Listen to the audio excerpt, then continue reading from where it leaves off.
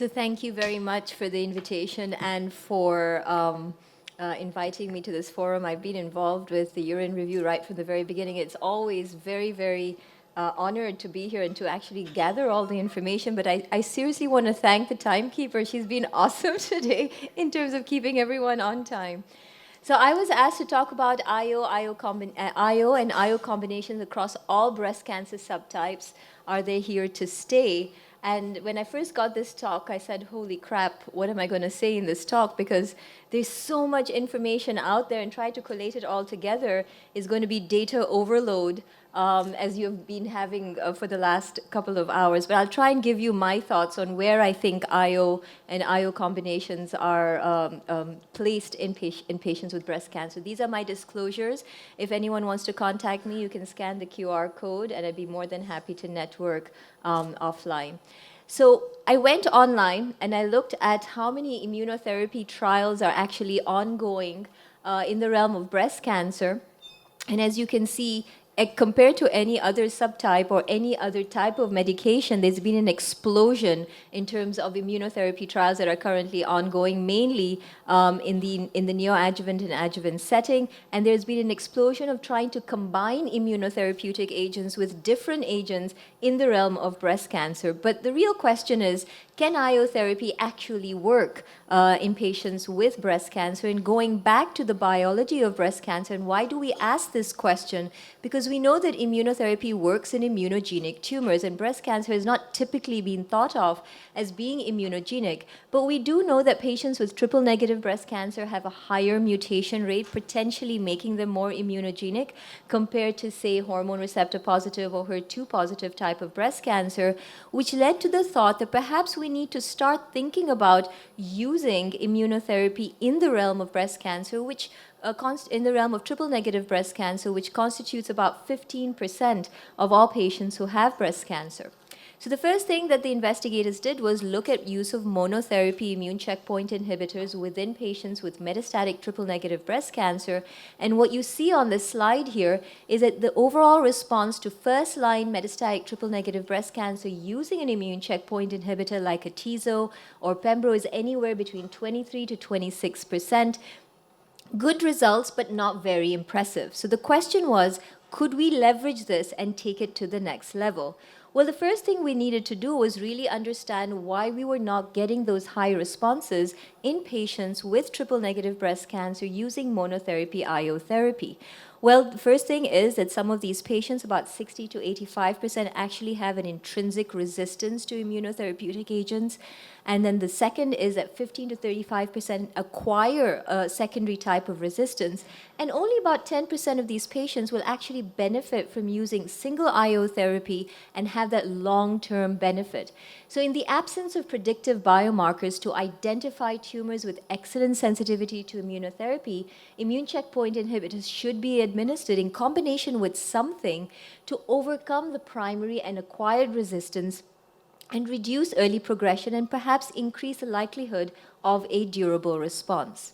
So why combine it with chemotherapy? Well, we know that chemotherapy actually induces multiple immunomodulatory changes, such as increased antigen release, upregulation of PD-L1, upregulation of immunogenic cell surface markers, as well as changes influencing the effectiveness of immunotherapy, such that when you combine it with an immune checkpoint inhibitor, you're actually changing the tumor microenvironment, allowing it to be more immunogenic so that it will work with immunotherapy.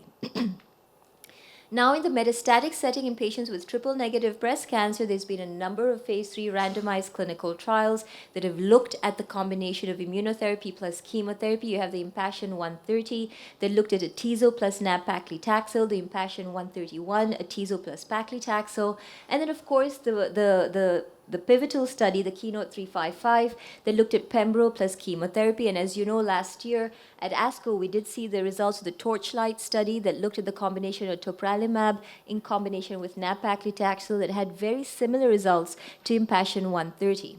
And what you see here is the overall survival results of Impassion 130 and Keynote 355, which essentially showed that when you gave immunotherapy with chemotherapy in that PD-L1 positive cohort, in patients with metastatic triple-negative first-line setting, there is an overall survival advantage. Unfortunately, Impassion 131 that looked at atezolizumab in combination with paclitaxel did not show the same results. There was no improvement in progression-free survival, raising the question, are all IO agents in fact created equal? And does chemotherapy matter in terms of the backbone in combination with IO therapy? Now, could we take it into the early stage setting, and what would be the reasoning of using immunotherapy earlier on?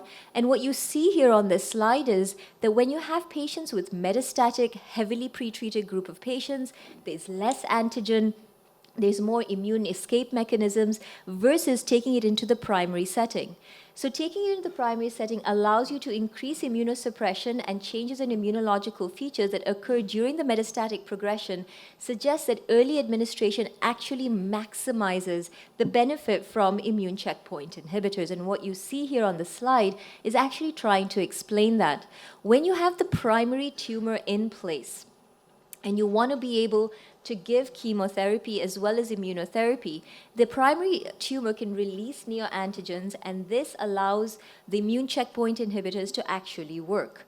So mechanistically, an on-site primary tumor is needed to generate an optimal anti-tumor T-cell response, which affects responses against distant metastatic sites. So you get like an abscopal effect on that micrometastatic lesions. So IO therapy might be more effective, say, in the neoadjuvant setting than in the adjuvant setting, and even better than the metastatic setting. And optimal immune priming in the presence of the primary tumor results in higher release of neoantigens, resulting in a more immune permissive microenvironment. Therefore, the early disease setting is probably the ideal one for immune checkpoint treatment before the acquisition of multiple mechanisms of immune escape, and at the same time when the host immune system is least compromised. Now, we do know that in melanoma, as I said, melanoma, kidney tumors, and lung cancers are immunogenic tumors where immune checkpoint inhibitors actually work very well.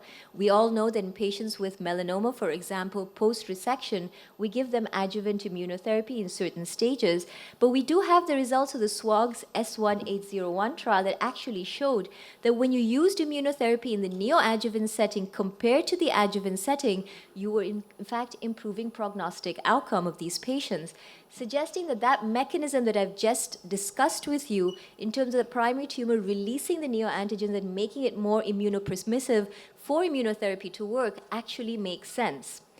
So we did see the results at San Antonio of the Impassion 030 study, which took patients with early stage triple-negative breast cancer that had surgery up front and were randomized to receive chemo plus atezo versus chemo alone. And as expected, there was no benefit in terms of the primary endpoint was invasive disease-free survival in the intent to treat population, as well as in that PD-L1 positive subgroup. So this data tells us that we should not be using immunotherapy as adjuvant therapy plus when we're not giving it in the neoadjuvant setting. Could this be due to the lack of the primary being there? Perhaps yes, but we also need to think about the fact that maybe the type of immune checkpoint inhibitor also may be playing a role in terms of lack of benefit. So we've got the Keynote 522 trial, landmark study that actually took patients in the neoadjuvant setting, triple-negative breast cancer, giving them a combination of pembrolizumab plus chemo versus chemo alone. Then patients went on to have surgery and then had adjuvant pembrolizumab or placebo. The primary endpoint of this study was a pathological complete response as well as event-free survival. And what you see here is that adding pembrolizumab to chemotherapy does improve the pathological complete response by about 13.6%, and this was irrespective of the patients who had PD-L1 positive disease or PD-L1 negative disease. In terms of event-free survival, you can see that adding immunotherapy in that neoadjuvant setting improved the event-free survival. There was an absolute benefit of 7.7% with associated 37% reduction in the risk of recurrence of disease. And this was the primary analysis. This was at 31.1 month of follow-up, and we've seen this consistently with at least 6 follow-ups since then. In terms of overall survival, we've not seen a statistically significant overall survival benefit, but a very strong trend, in my opinion, in terms of a benefit, and we will have to wait for longer follow-up before the OS results are released.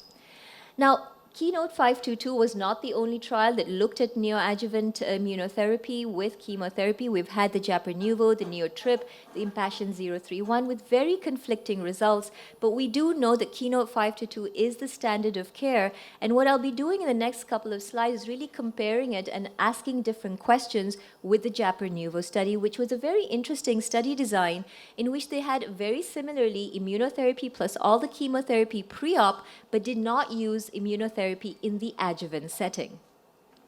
So what are the questions we are going to ask when we're thinking about treating our patients with immunotherapy who've got early stage triple negative breast cancer? The first two questions are, is the increased PCR observed responsible for the event-free survival? Is the immunotherapy that you're using to increase the PCR observed responsible for the event-free survival benefit observed? And is a PCR induced by chemotherapy the same as that as immunotherapy? Well, when we go on to the Keynote 522, and this is the latest data that was presented at San Antonio last year, the latest update, you can see that amongst patients who have achieved a pathological complete response, they do well, irrespective of whether you're giving them immunotherapy or not. In patients who've got residual disease, you can see that if you're giving them immunotherapy, there is a good benefit in terms of better benefit than no immunotherapy, even in the residual disease subgroup of patients. But what was interesting for me was that in those patients who had a pathological complete response, although not statistically significant, it appeared that when you added immunotherapy, there was a small, very interesting benefit in the stage 2 patients, about 4.4% benefit, and in the stage 3 patients, 3.7% benefit. So is immunotherapy induced PCR different from chemotherapy alone induced PCR? And I think that's a question that we need to be asking ourselves. Is 1 year of adjuvant pembrolizumab actually required for patients who achieve a PCR with neoadjuvant immunotherapy? Well, when you go to the Japernuvo study, and remember, similar design to the Keynote 522, but they didn't receive adjuvant immunotherapy, you can see that the pathological complete response rates were still higher compared to the placebo, and the question was, should we continue adjuvant immunotherapy in the PCR groups? You can see in terms of the IDFS, DDFS, and overall survival, despite the fact that they did not get adjuvant immunotherapy, was still higher in the PCR group getting durvalumab versus in the placebo group not getting durvalumab. So again, questioning, should we be giving adjuvant IO therapy? Well, we do have the Optimus study that is currently ongoing that's asking this question, that amongst patients with triple negative breast cancer who get neoadjuvant immunotherapy and attain a pathological complete response, they will then be randomized to receive either adjuvant pembrolizumab or just be observed. For patients with residual disease, will we need to change therapy post-operatively? And as you can see, although giving immunotherapy to these patients, they do better than patients who don't get immunotherapy, they're still doing very badly. So when you go back to the Japernuvo study, again, in those patients who did not attain a pathological complete response, these patients did not get adjuvant immunotherapy. They still did better than the patients who had placebo. So should we continue adjuvant immunotherapy in the residual disease cohort? Well, we do have results from CREATE-X that suggest that perhaps we need to be giving a change in chemotherapy in patients with residual disease. But remember, CREATE-X did not use neoadjuvant or adjuvant immunotherapy. And then you have that cohort of patients in Olympia who have BRCA mutation positive disease, where we know that using olaparib in patients who have residual disease actually improves overall survival. So should we be using olaparib in these patients? I can tell you in my practice, I do use olaparib. Whether or not you combine it with pembrolizumab is something that we need to be thinking about in terms of the discussion later on. But they are ongoing post-neoadjuvant clinical trials looking at adding antibody drug conjugates in patients with metastatic triple-negative breast cancer who have residual disease post-neoadjuvant chemotherapy. And I personally am looking forward to looking at those results to see if it improves prognostic outcome. And finally, should patients with node-negative disease, a group of patients that we think actually do very well, should they receive immunotherapy? And what we saw at San Antonio was that there was a benefit to using neoadjuvant and adjuvant immunotherapy in Keynote 522, irrespective of whether they had node-positive or node-negative disease. Now, what about patients with hormone receptor positive? Remember, right at the very beginning, I told you that these patients have a very low mutational burden generally. And so should we be thinking about adding immunotherapy for this group of patients? We know that we have improved prognostic outcome in patients with high-risk ER-positive disease with the introduction of ovarian function suppression among premenopausal women. We've expanded the use of aromatase inhibitors both among pre- and postmenopausal women. We're using endocrine therapy beyond 5 years, and of course, we've introduced the use of adjuvant CDK4/6 inhibitors. Can immunotherapy add to what we've already gained in terms of benefit in our high-risk ER-positive groups? Could we do better in terms of risk reduction? Could IO therapy improve prognostic outcome among women with high-risk ER-positive, HER2-negative breast cancer?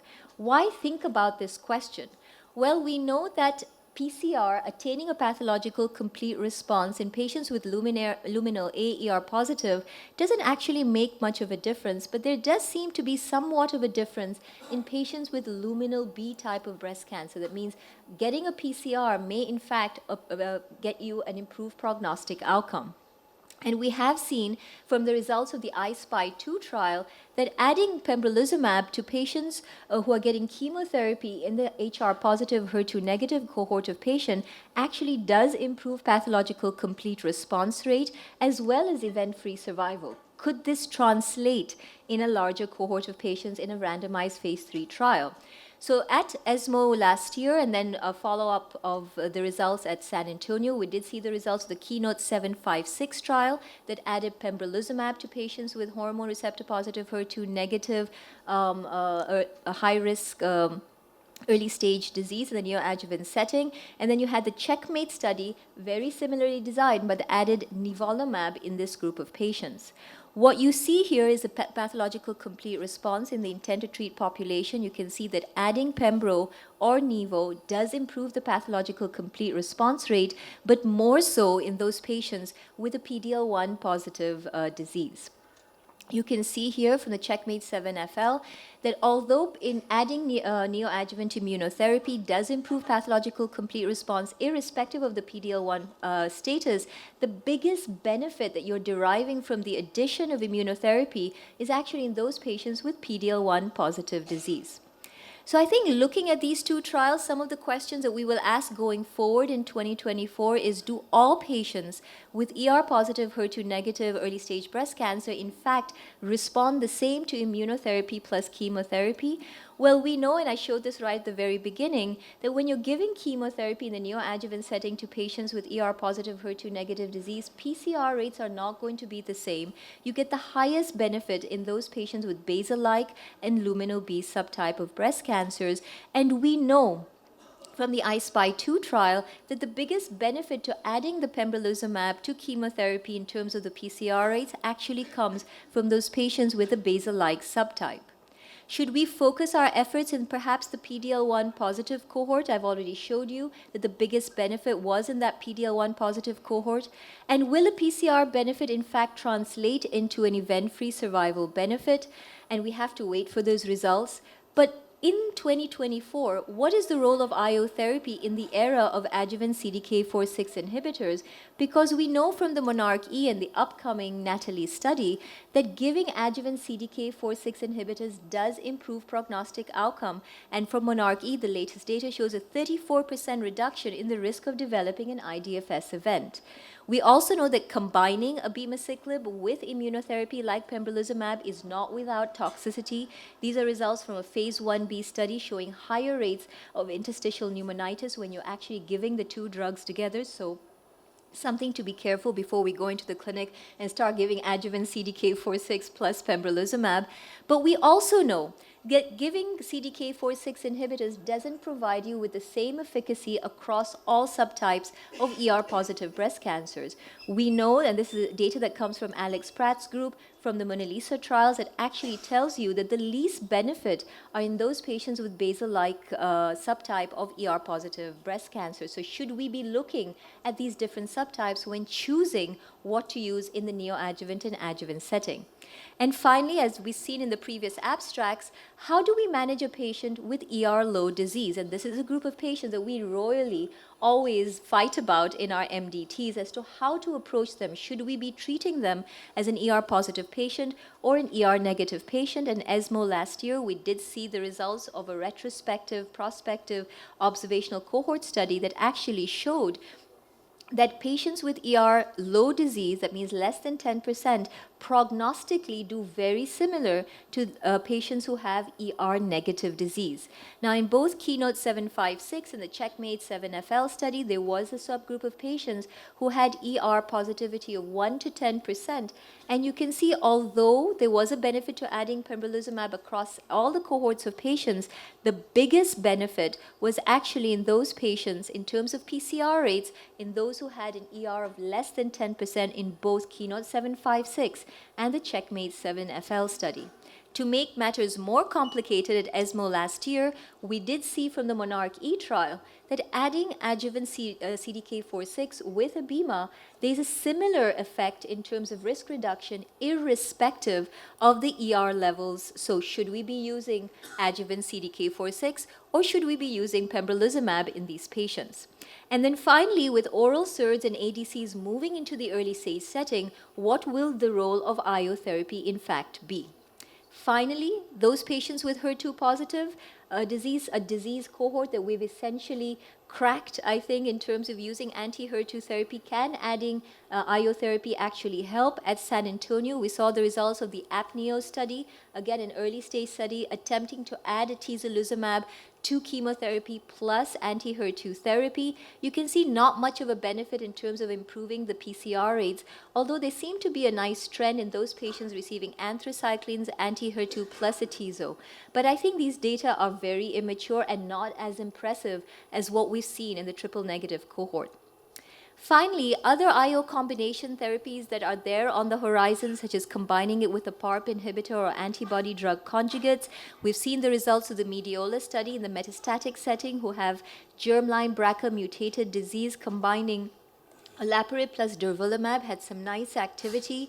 We saw Hope Grugo present some nice data at San Antonio last year from the KeyLink 009 study that actually took patients first-line metastatic triple-negative breast cancer, giving them carbo plus gem plus pembro, and then that was the induction phase, and then post-induction maintaining them on olaparib plus pembro or just continuing carbo plus pembrolizumab. And you can see in terms of the PFS, no difference in the intent to treat population, but a very nice improvement in PFS in those patients who've got a BRCA mutation positive disease, really asking the question, should we be moving PARP inhibitors earlier on in that metastatic setting, and is immunotherapy in combination with PARP actually needed?